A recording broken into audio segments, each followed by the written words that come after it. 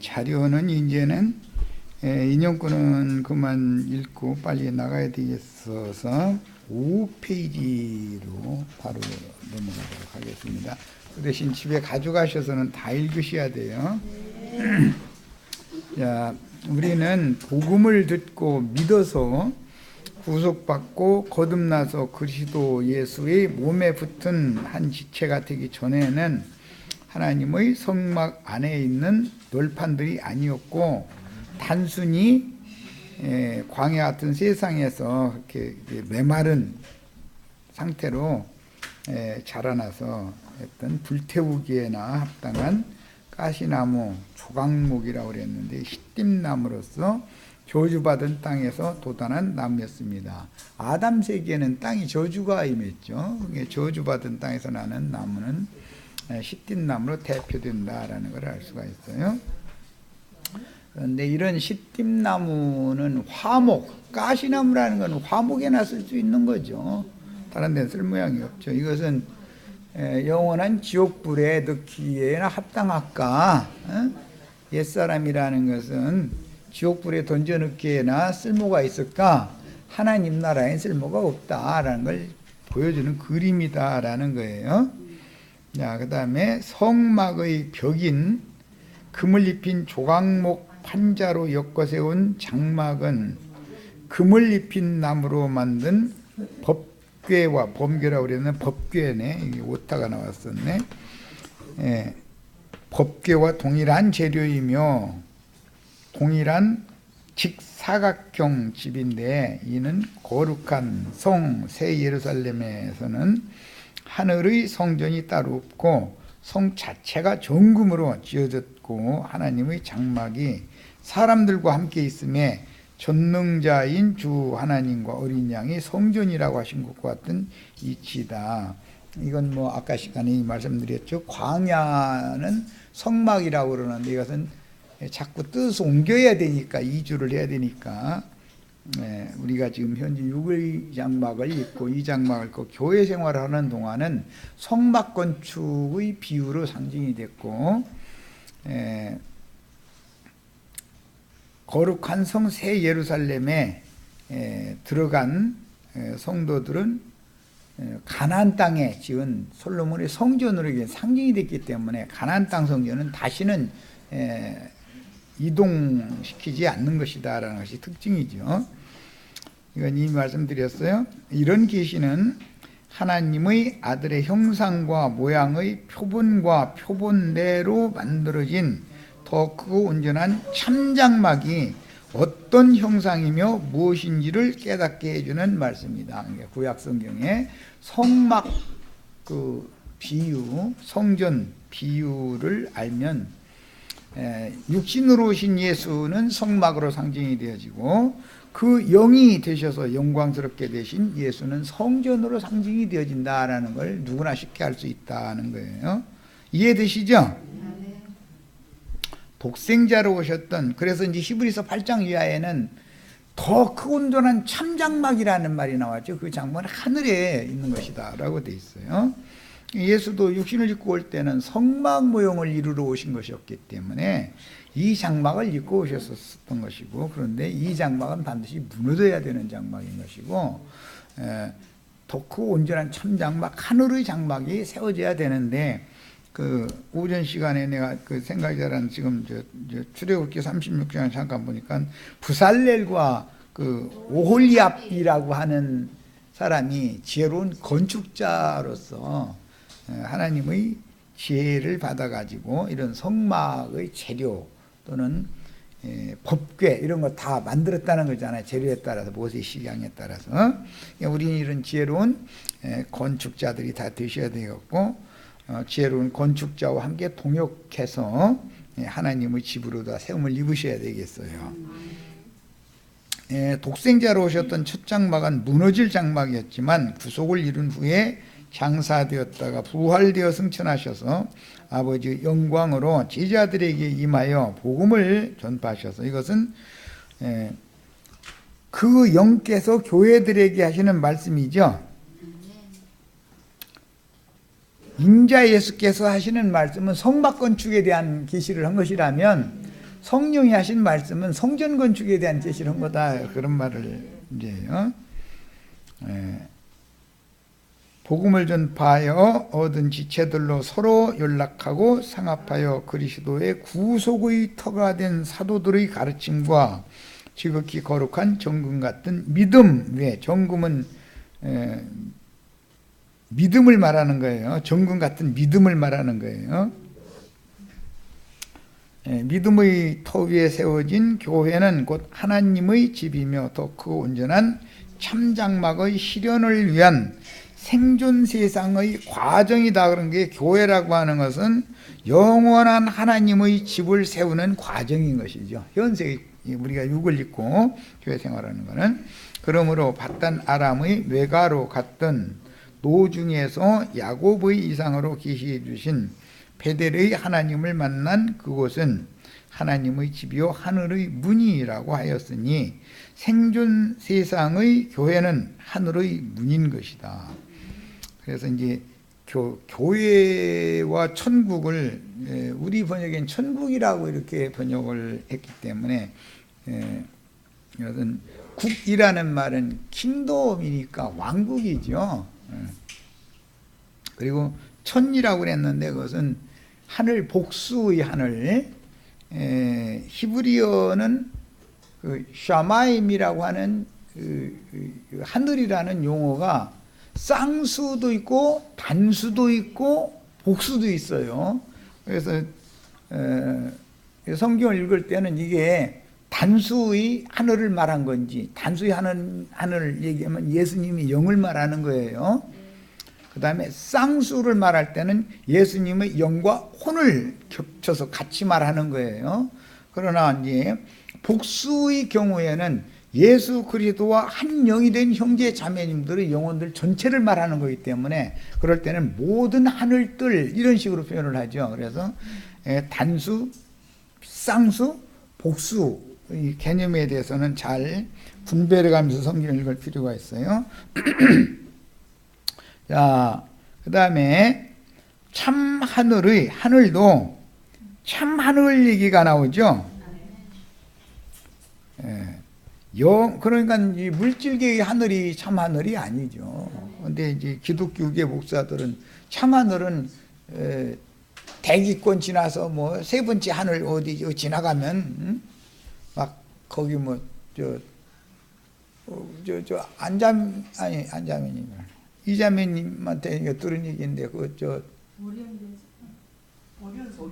오리온 송자에 막 사람들 확 빨아들여 가지고 막 다 그리 데려간다고 그런다는데 그런 일은 없어요. 그러니까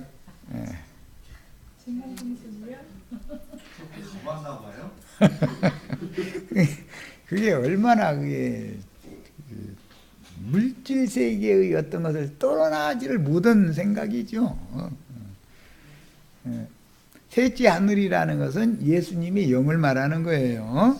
참 하늘이에요. 거기가 반드시 주님의 몸된 교회로 건축되는 이상에 따라 나의 영이 하늘에 앉혀지려면 예수님의 영과 연합되면 나는 하늘에 앉혀진 거죠. 몇 번째 하늘까지 갔어요? 셋째 하늘에 간 거예요. 예수님의 마음과 연합되면 나는 두 번째 하늘, 내 마음이 두 번째 하늘에 간 거고, 위로부터는 처소인 신령한 몸을 속에 덧입고 있는데 이것은 맨 하층인 땅을 상징한 거니까 예수님의 몸에 우리가 모여 있는 거예요 지금. 자, 광야 교회로 모인 성도들의 집회는 금으로 맥기되어져 있는, 그러니까 마름질된 판자를 금으로 다 싸는 거죠. 그래 금판잣집이다. 이게 이제 이것이 완성해 가면 거룩한 성 새 예루살렘은 전부 다 금으로 돼 있다. 그 집이 하나님의 집이. 금판잣집의 지붕 덮개는 청색, 자색, 공색 실과 가늘게꼰 배실로 짠 색동 세마포. 이것은 고대에는 색동옷이라는 것은 부잣집 사람들이나 입힐 수 있었지, 가난한 사람은 뭐 색동옷은 고사치고 마포 광복원 입기도 힘든 판인데 이게 상징이죠. 그러니까 이것은 이런 걸 돕는 것은 가장 우리가 하나님의 자녀로 태어나면 제일 부잣집 자녀죠. 우리 다 색동옷 입고 사는 거죠. 이제 비유지 이런 게 다. 성막과 염소털 가죽과 붉은 물들인 수양 가죽과 해달의 가죽으로 덮은 가죽 지붕으로 상징이 되었다. 그러니까 사람은 단순한 가죽으로 이렇게 덮여 있는 건 아니다 하는 걸 알 수 있죠. 사람 인체만 봐도 껍데기 가죽과 그 다음에 살 사이에 이제 막이 다 있고 이렇게 해서 또 그 밑에도 병균이 있으면 바지 못하도록 뭔가 막이 또 있는 거예요. 그 다음에 독생자로 오셨던 예수 그리스도는 그 영이 되셔서 살려주는 영으로 이제 재림하셨죠. 그런데 기독교계는 예수님이 아직 안 오신 거고 우리는 이미 오신 예수를 믿는 중이고 이제 이게 벌써 신앙의 차이가 있는 거예요. 오늘 주의 이름으로 모인 성도들로 건축된 거룩한 집회에서 함께 거룩한 떡과 음료를 지금 주님이 함께 드시는 중이다 하는 거예요. 예수님이 그때 당시 이제 예언으로 말씀하실 때는 내 나라가 이루어지기 전에는 내가 포도나무에서 난 것을 마시지 않겠다 이렇게 말씀하셨는데 그건 나시린의 율법을 이제 이루는 말씀이잖아요. 나시린은 포도나무에서 난 것을 먹고 마시면 안 되는 거니까. 그런데 이 말은 교회가 세워지기 전에는 유대인들의 소돔의 포도송이로 짜서 만든 독주는 마시지 않겠다. 그래서 예수님 실제 죽을 때 독주를 입에 대줬는데 안 마셨잖아요. 그래서 몸으로 다 그 모든 아픔을 그냥 감당을 다 하는 것이죠. 원래 그 로마의 사형법에서는 사형수를 데리고 갈 때는 반드시 독주를 가지고 같이 가가지고서 십자가에 못 박기 전에 이제 그 독주를 잔뜩 마시게 만들어 가지고 취해서 아픈 걸 모르고 좀 황제가 자비를 베푼다고 하는 거예요, 그게. 해가지고 죽게 만드는 건데 예수님은 해용에 붙여서 그러니까는 맛보고서는 이게 독주니까 딱 안 마시더라는 거잖아요. 그런데 옆에 사람 막 뻘떡뻘떡 마셨겠죠. 옆에 두 강도도 같이 못 박혔으니까. 왜?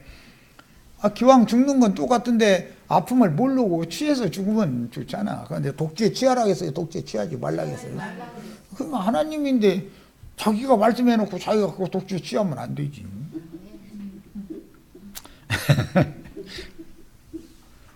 그 이제 섞인 것이 없는 맑은 포도주와 독주가 비유가 되는 것은 이제 요한복음 13장 이 마지막 만찬자리에서 예수님이 축사해서 주신 떡과 잔은 거룩한 음식이기 때문에 그 잔에 든 포도주도 음료의 잔에 있는 그런 그 섞인 포도주가 아니고 맑은 포도주죠. 섞인 것이 없는 맑은 포도주. 주님의 입으로 축사해서 제자들 나눠서 마시라고 해주신 그 잔인 거예요. 그런데 이제 그런 잔을 마시면 주님이 앞서 가신 그 길을 자동적으로 뒤따라가는 그런 영이 임하는 것이죠. 그런데 진리의 영이 임하니까 섞인 것이 없는 포도주를 마시면 그 진리의 영이 임하는 것이고 섞인 독주를 마시면은 혼탁한 영이 임하는 것이기 때문에 비유죠. 자, 그 다음에 제사장이 제사를 드릴 때 하나님이 연락하신다는 뜻은 주의 증인들이 계시받은 말씀을 교회 모임에서 성도들에게 증거할 때 성도들이 양무리들이 다 영으로 깨달아졌다라는 뜻이다. 그럼 그 제사는 하나님이 받은 제사이기 때문에 제사장이 죽임을 당하지 않는 거죠. 그런데 제사장 자신이 부정한 상태로 하나님 앞에 들어가서 제사를 하려고 하면 하나님이 그 제사장을 죽여버린다는 거예요. 예, 목사님들이 이런 얘기를 알면, 말씀을, 그 성경의 비유 이런 말씀들을 다 알면 그런 이상한 짓을 못하죠. 자기가 지금 제사장으로서 일을 열심히 하는데 하나님이 자기 제사를 받으시는지 안 받으시는지, 내가 열심히 제사했으니까 하나님 무조건 받으라고 강요한다 해서 하나님이 인간한테 강요받고 제사 받을 일은 없잖아. 가인의 제사 설교는 많이 하지만 지가 가인의 제사 하면서 저는 아벨의 제사 한다고 아주 자신 있게 그러고 앉았거든. 사람 죽어 있는 무거 이거 무슨 제주 설명을 아이고, 그게 무슨 뜻이에요? 본인도 모르고 듣는 사람들도 모르고 서로 속고 해가면서 나 죽는 게 아니라 좋아 죽는 거지. 그거는 할렐루야 하면 나 자빠지고 난리가 내고. 그리고 지금 그게 안 죽어야 되는 영혼들을 죽여서 손에 피를 가득 묻히는 중이잖아. 살인자들이잖아 그거 지금. 아니 성전에서 우리가 어떻게 살인했느냐고 선지자들을 보내가지고 너희 손에는 피가 가득 묻었다 막 이렇게 하면 그거 양 잡고 소 잡느라고 묻은 피요 이러고 앉았어. 사람 죽어 아주 아이고 난 얘기하다가 아이고 내가 졌다 그러고 오야지. 그 무슨 재주로 설명을 합니까? 당신이 예수 죽이는 거 아니지 않냐. 예수는 하나님이 죽이고 양은, 당신은 전도에 가서 사람들 불러모아가지고 인신제사 하려고 바알한테 바치려고 지금 살인하느라고 당신 사람 죽인 피 묻었다 소리지. 무슨 너무 하나님이 받으시는 제물 피가 묻었다 소리냐고. 어떻게 해석을, 성경 해석을 그렇게 하느냐고. 그러면은 눈만 꾸벅꾸벅했다고 누구고 뭐 비밀 약속했나 왜 꿈적꿈적했어. 아니, 답답해 죽겠어 아주. 똑같은 성경을 읽는데 어떻게 그렇게 해석이 그렇게 달리 나오는지 난 그것도 너무 신기해. 또 그것이 믿어지는 것도 그 신기하고 또 그 사람들 식으로 믿어지는 것이. 아유. 아니 사람이 선지자들이 와서 거짓말했겠어? 성전에서 제사장들이 너희 제사한답시고 너희 손에 피가 가득하다. 응? 그 무지한 피를 흘린 그 죄값을 내가 결국은 너희 손에 갚을 거다. 피 흘린 죄값을 내가 피의 원수를 갚아주고 말 거다. 하나님이 계속 그렇게 말씀하시면, 아니 그게 하나님이 피를 흘리신 양이 흘린 피여 그게? 전도에 가서 사람 모아가지고 지금 영혼 살인한 피 흘렸다 소리지. 에이 속상해 죽겠어 아주 그냥. 뭔 얘기하면 터무야 말이지 이놈 그게.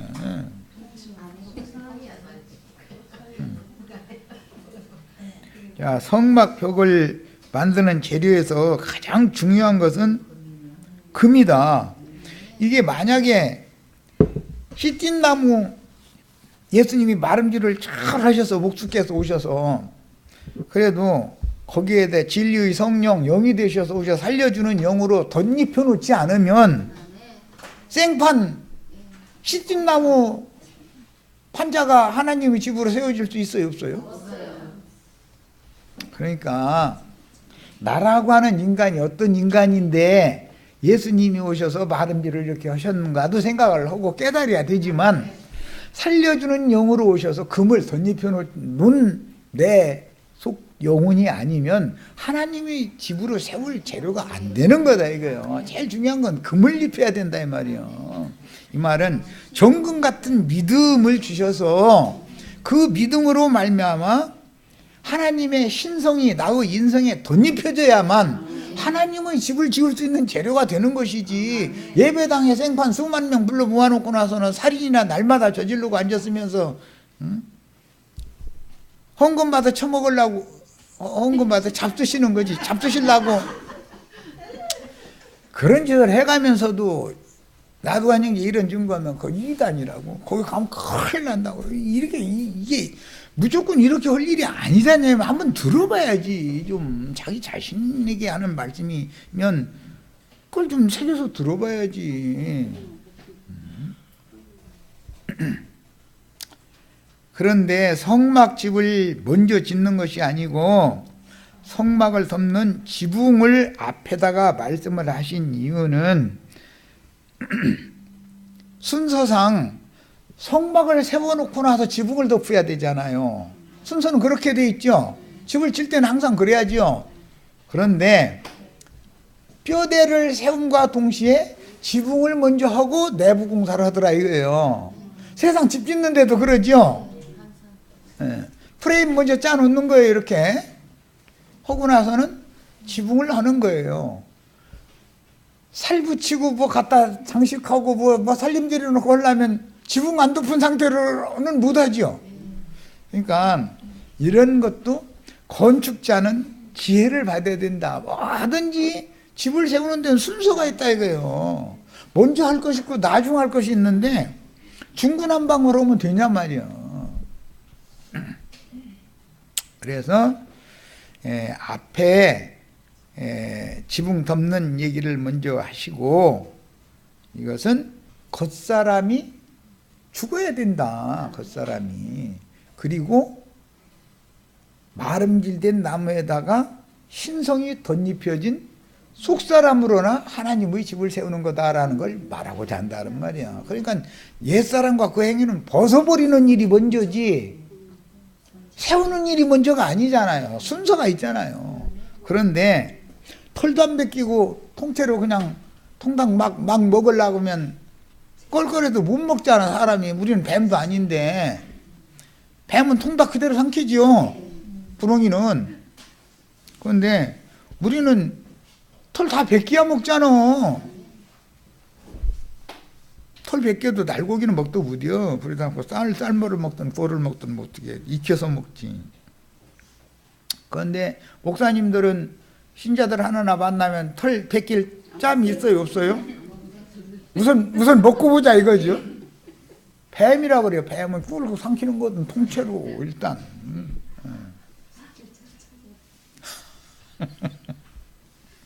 뭐든 순서대로 해야 되냐 이 말이에요. 순서대로. 회개하고 돌이키게 하도록 먼저 껍데기 털을 벗겨야죠.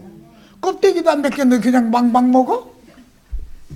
일단은 옛사람의 무엇이고 옛사람이 왜 하나님이 버리시는 건지, 그들은 하나님 앞에 왜 못 나가는지 이런 걸 체계적으로 순서적으로 기초부터 가르쳐가지고 일단은 털 벗기고 그 다음에는 굽든지 삶든지 뭐 하고 나서 먹어야, 그것도 그냥 먹으면 맛이 별로 없으니까 소금 좀 찍어가면서 이렇게 그렇게 먹어야죠. 닭고기 먹으면 꼭 소금 있어야지. 소금 없으면 맛이 없어서 못 먹어. 또 아무리 고기 맛있다 해도. 그러니까 이런 것이다. 뭐든지 순서대로 해야 되는 거다. 복음을 전해도 사람을 날로 잡아 먹으면 안 된다.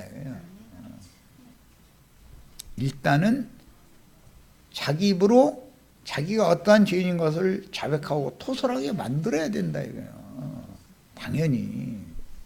그래서 마음에 믿고 입으로 시인을 한 사람만 구원을 얻는 것이지, 그런 순서를 생략해버리고 그냥 예배당 열심히 나오라고 헌금 잘 내면 구원받았다, 이거는 통째로 꿇고 삼킨 경우지. 그런 거 보고 살인했다고 그런다 이게 성경에서는. 잡아먹었다 이거예요. 그냥 털도 안 벗기고 잡아먹은 거지 뭐. 이렇게 잡아먹힌 영혼들이 예배당에 90% 이상이야. 당신 구속받는 과정 좀 한번 얘기해봐 하면 뭐 평신도한테 얘기하면 뭐 다 물을 거니까 장로님이나 권사님한테 한번 얘기해봐. 그 사람들 뭔 얘기를 하는지. 나 예배당이 몇 년 전부터 다녔고 나 모태신앙이고 막 우리 한자매니 모태신앙 자랑하다가 했다는데, 아니 모태신앙이면 구원받아요? 응?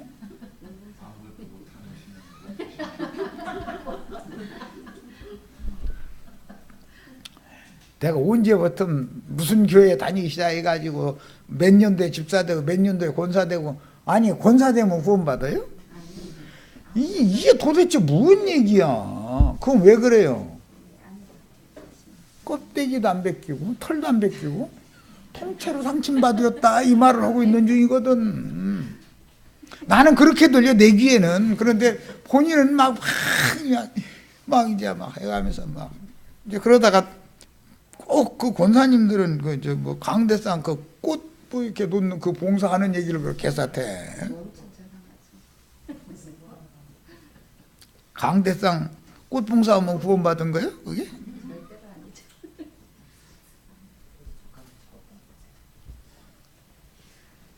회개를 했는가가 우선이고 복음의 시작은 회개하고 복음을 믿으라 이거예요. 단계가.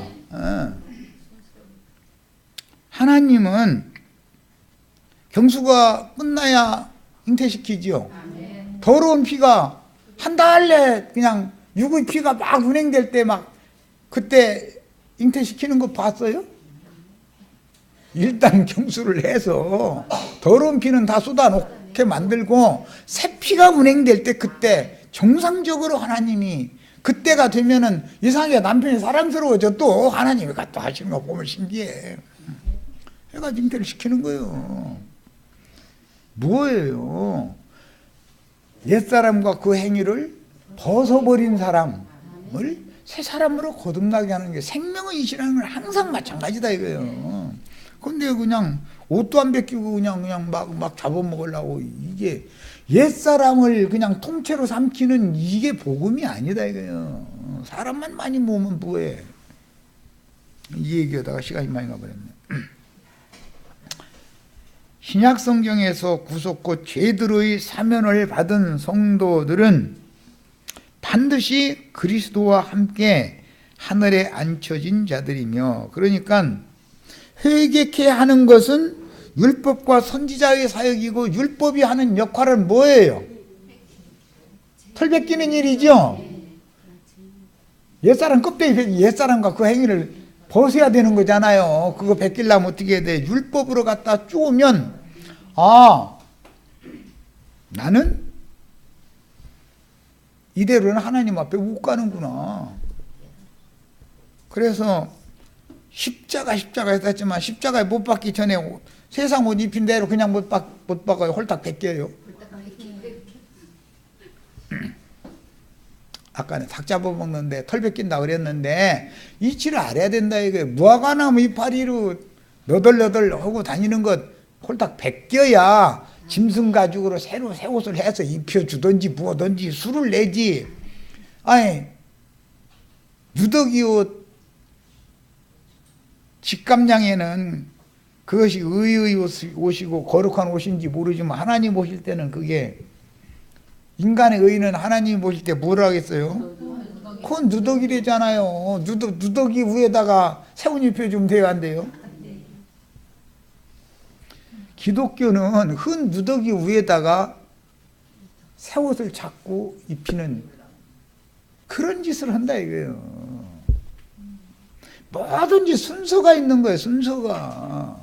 옛사람과 그 행위는 벗어버리게 만들고 새 사람으로 그리스도로 새 옷을 입게 만들어야 정상적이지. 아니 사람이 속은 바꿔지지 않았는데 속을 위선으로 이렇게 움츠리고 감싸고 하던 옛사람의 그걸 그대로 놔둔 채 자기 예배당에 나왔으니까 예수가 여러분을 위해서 피 흘려서 죽었으니까 여러분 믿습니까? 아멘 구원받은 줄로 믿습니다 이러고. 아니 그런 놈의 구원이 세상에 어디가 있어. 그런 게 살인이다. 살인 하나님 보시기에는. 자, 위로부터 나았다 하면 말씀이신 하나님께로부터 나아졌다는 뜻으로서 성령의 말씀으로 사람의 영과 혼이 새로 지으심을 받았다라는 뜻이며, 주님이 천막이 되어주신 것은 반드시 새로운 창조물로 만들어진 새 사람들을 위한 천막이다. 예수는 우리의 속 생명의 생명싸개가 되시는 분이지, 아담의 영과 아담의 정신은 옛사람의 생명싸개죠. 그럼 뭐예요? 그 누더기 걸쳐가지고서는 괜히 거기다 분칠하고 페인트 칠하고 이래가지고 그럴싸하게 보이는 거잖아요. 여기 절간이 가도 거기 페인트 다 칠해주지요. 흰 페인트로. 회계도들 페인트 칠해주지요. 계룡산 촛불 밑에 가서 도사 가면 뭐 해줘요? 페인트 칠해줘요. 가면은 다 나쁜 사람 되라고 해요? 좋은 사람 되라고 해요? 요거도 먹지 말아야 되고 저거도 다 이렇게 해서 흰 페인트 멋있게 칠해주면은 오늘 은혜 받았다 이게 반지 빼놓고 오는 거예요. 통째로 잡아 먹히고 나서 반지 빼줘? 그럼 뭐 하는 짓이야 도대체. 그러므로 위로부터 임하시는 새 창조가 먼저 계시되고 다음에는 그리스도 예수의 터 위에 세우심을 받는 큰 판잣집이 되는 계시를 하는 것인데, 정리하자면 위로부터 나아진 새로운 피조물들을 모아서 그리스도의 터 위에 세우고 사랑으로 서로 연락하고 상합하여 단체적인 주님의 집을 세우는 것이 지혜로운 건축자다. 예, 건축자가 되려면 이런 이치를 알고서 목회를 해야 된다는 거죠. 금으로 덧입혀진 사람을 하나님의 사람이라고 하며 하나님과 관계가 맺어진 사람이죠. 그런데 구약 성경은 금으로 이렇게 나무 판자에다가 금을 입히는 걸로 상징을 해놨는데, 오늘 요한복음 13장에서는 예수님이 베드로의 발을 씻어야 관계를 맺는다는 거잖아요. 지금 그래서 이제 이걸 설명하느라고 이 구약 성경을 미리 하는 거예요 지금. 신이 경영하시고 지으실 터가 있는 하나님의 참 장막집은 하나님의 사람들 곧 그리스도의 사람들로 신성한 사랑 안에서 서로 연락하고 상합하게 하심으로 짓는 것임을 알 수 있습니다. 이제 13장, 14장, 15장까지 가면 교회 건축을 계속 말씀하시는 거예요 지금. 14장에는 내가 가지만 아버지께 다시 또 다른 보혜사를 너에게 보내주게 기도를 할 건데, 그가 오시면 너희를 모든 진리 가운데로 인도를 해가지고 하는 일은 뭐냐면 그리스도의 몸된 교회를 세운다 이거예요. 그러면 이제 15장에 가면 포도송이 얘기가 나오는 거예요. 포도나무 묵은 가지는 쳐내버리고 새 가지를 북돋아 주도록 가지치기를 한 다음에 새 가지에서 맺는 포도송이가 병들거나 잘못돼서 떨어지지 않도록 이걸 잘 보존되게 하는 거. 이제 17장에 가면 그걸 기도잖아요. 예. 좀 이런 얘기 직설적으로 나도 한 형제한테 와서 이런 말씀 들었으면 와서 들었으면 여기 들어 붙어 있어야지 떨어져 나가면 안 돼, 솔직히 말하자면. 그런데 이런 얘기하면은 뭐 들을 기가 없어서 나가는데 그걸 강제로 내가 어쩌겠어. 여기 문 닫고 나가지 만다고 문 닫고 있는다 해가지고 안 나갈 거예요? 나갈 사람 나가게 마련이지. 내가 문 앞에서 날마다 막고 섰으면 다 굶어 죽을 건데. 물론 거룩하고 영원한 집을 짓는 건축자는 창조자이신 하나님 자신이지만, 그분께서 말씀으로 영원하고 완전하며 신령한 집을 다시 창조하실 때는 당연히 새로운 건축자들을 많이 얻어서 그분의 집을 짓는 일에 필요대로 일하게 하셔야 하며, 오늘 우리는 주님의 집을 세우는 건축자들, 이건 보통 건축자들이 아니라 지혜로운 건축자들이라는 거예요. 그래서 유대교의 랍비들을 다 묵은 가지 쳐내버리고 예수님 그 허로 오신 거죠. 너희는 그 나라를 뺏기고 세리와 창조와 보던 죄인들이 아브라함과 이삭과 야곱과 함께 먼저 그 나라에 들어가 앉아있는 것을 볼 때, 너희는 바깥 어둠에 쫓겨난 것을 볼 때 슬피 울며 이를 갈미 쓰리라. 이게 뭔 말인지 아셔야 돼요. 목사님들은 랍비들이잖아요. 유대교 랍비들. 털도 안 깎고 그냥 막 잡아먹는 사람들이요. 그러면 뱀뱃속인지 어떻게 그렇게 많이 잡아먹고도 욕심이 한두 것도 없어. 문어발식이야. 동네 군소교회 작은 교회들이 왜 못 보이게 나는지 알아요? 큰 예배당이 중간에 어디 하나 들었으면요, 동네 작은 예배당은요 목회 못해요. 목사 견디다가 헌금이 나와야 살지. 그 사람들은 그게 목적인데, 그 사람들도 배운 거라는 건 털도 안 뺏기고 잡아먹는 거 뺏기 배운 거 먹고 못 견뎌나는 거예요. 이제 큰 예배당을 다 쏠려버리니까. 세상의 기성교계에서는 요한복음 14장을 예로 들면서 지금 주님이 천당이라는 곳에 가셔서 너희가 하나님을 믿으니 또 나를 믿어라. 내가 너희를 위하여 처소를 예비하러 가노니 가서 처소가 예비되면 내가 다시 와서 너희를 나 있는 곳으로 인도해서 나와 함께 영원토록 함께 있게 해주겠다. 그럼 그것이 교회 건축에 대해서 지금 하신 말이지 천당에 가서 금 자른다는 말이 아니잖아요.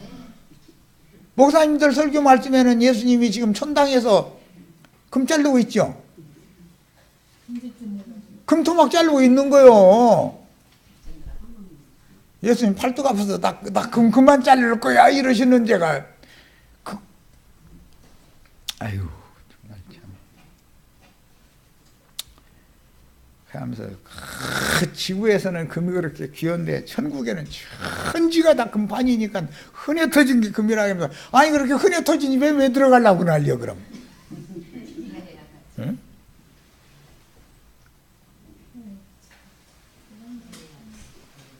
이게 얼마나 어리석은 소리들이란 말이냐. 예수님이 지금 형제 자매님들의 회개하고 돌이킨 영혼에 구속하신 영혼, 지난 죄과들 용서받은 영혼에다가 진리의 성령을 부어서 하나님의 신성으로 덧입히고 있는 얘기잖아. 무슨 놈의 금 자르느라고 톱질해, 낫 자르느라고 톱질 벌써 다 하나님 해놓으신 걸 가지고 지금 종들 보내가지고 재료 내가 만들어 놓은 재료 주님이 구속은 다 이루어놨잖아. 재료는 내가 만들어 놨으니까 너희는 이거 내가 보내걸랑 갖다 잘 세워 이래서 재료는 건축자들 보내서 하나님 집 짓는 얘기가 교회 건축 얘기인 거지. 이해되시죠? 아니 이렇게 해야 이해가 되는 얘기지. 이게 이런 얘기면 그 이단이더만. 그리고 예배당도 없이 거기는 모인다더만. 예배당 있으면 이단 아니었고 예배당 없으면 이단이야? 예수님 이단이게? 예수님 이단 예배당 있었어요 없었어요? 예수님 이단이지 뭐. 예배당 없으면 이단이면.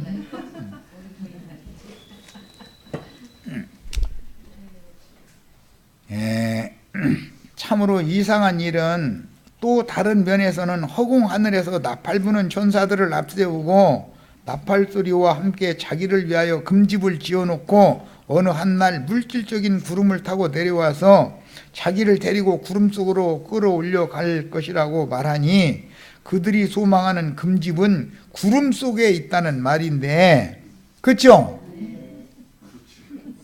이런 신자들에게 어떻게 더 크고 온전한 참장막을 건축하는 이상을 가르칠 방법이 있겠습니까? 목사님들이 이 모양이니 이런 사고에 세뇌당한 사람들한테 죽지도 않고 구름 속으로 이러니 끌어올려 간다는 거잖아요. 그럼 그 구름 속이라는 데가 금집이요 지금 구름이. 그렇죠?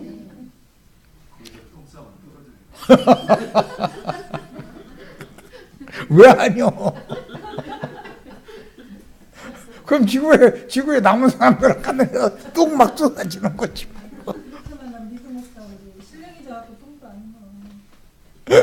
하여튼 금집은 거룩한 성 새 예루살렘이며 완고하고 완악한 회개할 줄 모르던 죄인들을 은혜를 입혀서 회개시킨 다음에 회개한 영혼들의 지난 죄과들을 용서하시고 나서 진리의 성령, 생명의 성령을 덧입혀서 그리스도와 관계를 맺어가지고 그 건축 자재로 삼아서 내가 이런 귀한 영혼을 내가 구속을 이미 다 해놓은 영혼이니까 너한테 붙이니까 너 책임지고 알아서 내가 영원히 나와 함께 거할 처소로 잘 세워라 해서 사명을 위임을 맡아야지요. 그게 제사장이다. 그게 복음의 제사장이거든. 근데 뭐 신학교에서 뭐 박사학위를 받았대나 뭐 했대나 막 해가면서 예수님이 신학 박사예요? 요한이 신학 박사예요? 베드로가 신학 박사예요? 예수님 보고 박사증 내놔라고 해봐. 나 그런 증 없는데? 그럴 거 아니요.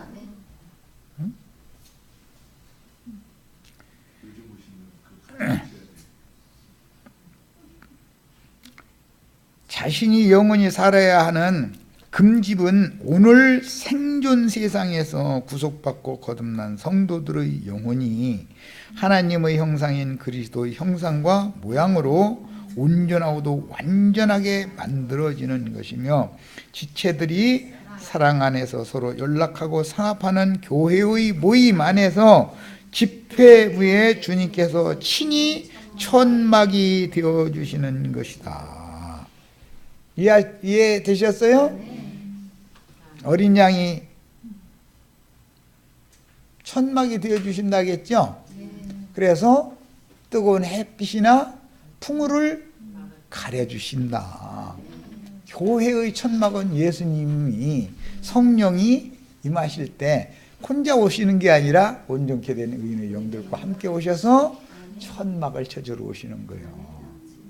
교회가 뭔지 아시겠죠? 이제 우리가 오는 세상에 주님의 오른편 양들을 주님이 모아 놓으시면 그곳에 천막을 치러 우리가 주와 함께 오는 거죠. 이것이 재림이라는 거예요. 거룩한 성 예루살렘이 내려와서 어린 양의 천막이 된다는 거예요. 네. 이미 구속을 받았다면 그리스도와 함께 하늘에 앉혀졌으며 하늘에 기록된 장자들의 총회 교회도 있으니 우리는 하늘에 거하는 자들이 되어야 한다는 것을 가르치고 이런 이상을 따라서 교회 생활을 진행해야 한다고 가르치는 것이 곧 지혜로운 건축자로 주님의 집인 금집을 짓는 사역임을 먼저 인식해야 자신이 주님의 금집 재료이며 자신이 지혜로운 건축자가 되어야 한다는 신령한 지식을 새롭게 함으로 새로운 피조물로서 성령의 전이 될 수가 있는 것입니다. 오늘 또 주님의 성령께서는 구속을 이루시고 새 생명으로 낳게 하신 예수 그리스도로 말미암아 금판자들인 성도들과 함께 예수 그리스도의 아버지 집을 건축하시는 총감독자는 주님 자신이며 대제사장이죠. 주님이 목자장이셔요. 왕 중에 왕이시고 사도와 선지자와 전도자와 목자와 교사들을 통해서 이건 마디마다라고 그랬어요.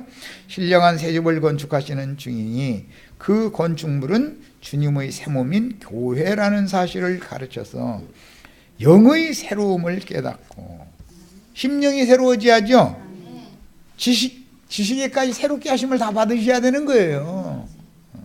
물질 세계에 관한 지식만 가지고서는 하나님의 집으로 세움을 받을 수가 없어요. 새 사람은 지식에까지 새롭게 하심을 받은 자보고 새 사람이라고 그러는 거예요. 영적 지식으로 새로워져야 된다, 모든 게. 창공하늘 높고 높은 곳에 계셔서 하나님 우편에 앉아 계신다고 했다가 하늘에서 자신들의 영원한 거처를 짓느라고 금으로 집을 짓는 중이라고도 했다가 어느 날은 구름 타고 내려와서 자기들을 그 금집으로 데려간다고도 믿는 신자들에게 진리를 체계적으로 가르쳐서 함께 하나님의 집을 건축하는 일에 동역하게 하는 사명이 우리에게 맡겨졌습니다. 우리가 얼마나 큰 사명을 지금 맡았는지를 아셔야 되겠어요. 기성 쪽의 신자들은 허공의 구름을 타고 내려오시는 주님을 각 사람의 눈으로 볼 것이며 그분을 찌른 자들도 볼 것이며 땅의 모든 족속에 애통할 것이라고 문자적으로 믿으니 도대체 이런 문자적인 기록들을 본능적인 지식으로 받아서 타락한 인간의 관념으로 굳게 믿는다면 어떻게 저런 자들을 거듭난 영으로 진리의 새로운 지식을 얻도록 돕고 함께 정금집인 거룩한 성 예루살렘을 건축해서 그게 내가 내 집 짓는 거예요. 사실은 지금 교회 생활이라는 건 하나님의 일에 동역하게 할 수가 있겠습니까? 그러므로 사람이 거듭나지 않으면 생존 세상에 하나님의 왕국인 교회의 이상을 볼 수도 없고 이기는 자들만 빼내어 들어갈 권세를 주시는 하늘에 기록한 장자들의 총회교회의 나타남인 거룩한 성 새 예루살렘에 들어갈 수 없는 것이며 자신이 영원히 거할 영생의 처소인 정금집을 생존 세상에서 모세에게 보여준 식양대로 짓는 것은 그런 지혜로운 부살렐과 오홀리압이었죠. 그런 큰 예표다. 이것은 예수 그리스도께서 계시해 주시는 교회의 이상에 따라서 지혜로운 건축자인 사도들처럼 우리도 건축자가 되어준다는 거예요. 주님의 집을 세우는 건축자. 진리의 말씀 영으로 깨달아지고 믿어져서 구속 곧 지난 죄들을 간과하심 받고 영이 거듭난 사람들은, 여기 사람이라는 말은 혼이라는 용어예요. 조각목 판자로 제재되고, 제재되는 게 뭔지 아시죠? 제재소. 목재 제재한다는 건 뭐죠? 힘 있는 톱 돌려가지고서 큰 나무 밀어 넣어가지고서 제재 켜는 것을 말하는 거죠. 규격에 맞도록 딱딱 자르고 있는 거예요. 그걸 사다가 목수는 대패질하고 또 적당한 규격에 맞도록 잘라서 필요대로 딱 해서 건축 자재로 쓰는 거예요. 야, 그러니까 제재까지 하는 것은 찍어다 작벌에다가 제재하는 건 누가 하는 일? 예수님이 하는 일. 그거 사다가 세우는 일은 누가 하는 일? 우리들이 하는 일. 이게 지혜로운 건축자다 이거예요. 아버지는 준비하시고 아들은 세우는 거예요. 다윗은 집을 세우고자 했지만 허락을 못 받았어요. 왜? 너는 피를 너무 많이 흘렸다. 전쟁을 계속했기 때문에. 이거 뭐 전도를 하는 걸 말해. 사람을 얻어오기 위해서는 전쟁을 안 할 수가 없는 거예요. 영적 전쟁을. 사람을 준비는 다윗이 다 해놓지만 실제 세우는 건 평화의 왕이, 전쟁하는 아버지가 세우는 게 아니고 전쟁은 아버지가 하시고 평화의 왕은 안전한 거처를 세우는 거예요. 이게 다 비유들이다. 그래서 가시나무는 신성한 성령으로 던집은 신령한 집의 건축 자재들, 재료들이니 먼저 내 영이 주의 영과 연합하여 한 영이 되지 않으면 혼도 예수님의 혼과 하나가 될 수 없는 노릇이다. 네, 비록 나는 원래 시띠나무였으며 주님의 손으로 조각목을 제재하는 십자가로 이끌림을 받아서, 그건 제재소지요. 쇠톱 막 어마어마한 쇠톱이 막 거기 돌아가지요. 거기다 갖다 밀어 넣어버리면은 다 필요대로 딱딱 제재되죠. 그래서 항상 이렇게 하는 거예요. 손질된 판자 조각이었지만 하나님의 신성으로 덧입혀서 성령이 오시면 그리스도의 성령으로, 진리와 생명의 성령으로 우리의 마름질된 나무 판자에다가 덧입혀 놓는 거죠. 자, 그러면 하나님 앞에, 하나님은 당신의 집에서 볼 때 밖에 나타난 금만 보이지 속에 있는 조각목은 볼 필요가 없는 거다 이거예요. 우리의 지난날의 모든 죄인된 상태는 다시 기억을 할 필요가 있어요, 없어요? 없어요. 당신 자신의 형상과 모양만 나타나는데 영광스러운 교회가 되는 거죠. 자, 여기까지 해서 오늘 집회 전부 마칩니다.